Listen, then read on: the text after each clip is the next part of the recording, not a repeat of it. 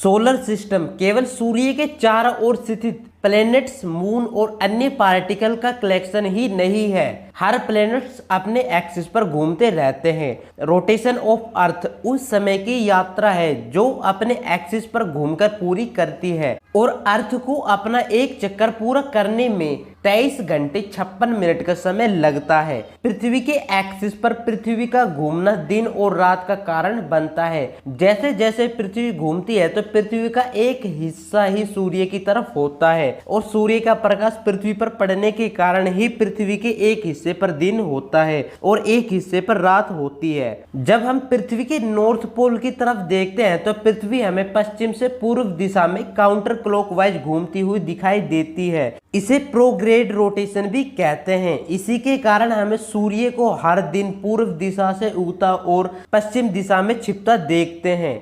और अगर कोई प्लेनेट क्लॉकवाइज दिशा में घूमता है तो उसे रेट्रोग्रेड रोटेशन कहते हैं। वीनस ऐसे ही ग्रह का एग्जाम्पल है जो रेट्रोग्रेड रोटेशन में घूमता है। जैसा कि हम जानते हैं कि पृथ्वी अपना एक चक्कर 24 घंटे में पूरा करती है, लेकिन पृथ्वी अपना एक चक्कर 23 घंटे 56 मिनट में पूरा करती है। साल के कुछ समय के दौरान हमारे पास अन्य समय की तुलना में डे लाइट के अधिक घंटे होते हैं, क्योंकि पृथ्वी का एक्सिस सूर्य के राइट एंगल पर नहीं होता।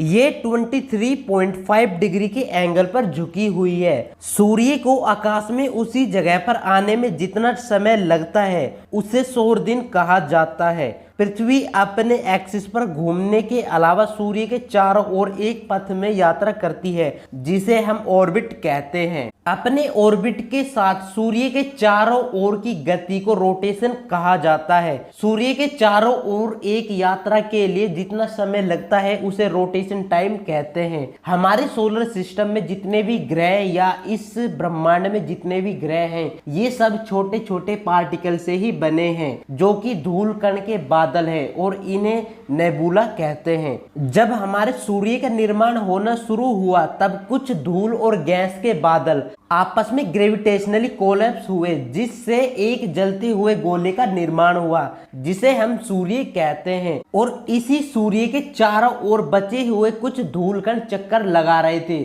जो सॉलिड धूल कण थे और ये आपस में जुड़े जिससे 4 बड़े बड़े पथरीले पिंडों का निर्माण हुआ जो कि टेरेस्ट्रियल प्लेनेट कहलाते हैं। इन्हीं में से एक हमारी पृथ्वी है। जब पृथ्वी धूल कण के छोटे छोटे कण थी तब से ही पृथ्वी घूम रही है। अब हमें यह भी जानना जरूरी है कि पृथ्वी सूर्य के चारों ओर क्यों घूम रही है। सूर्य के चारों ओर पृथ्वी के चक्कर लगाने को रिवोल्यूशन कहते हैं। अर्थ रिवोल्यूशन और अर्थ रोटेशन में अंतर है।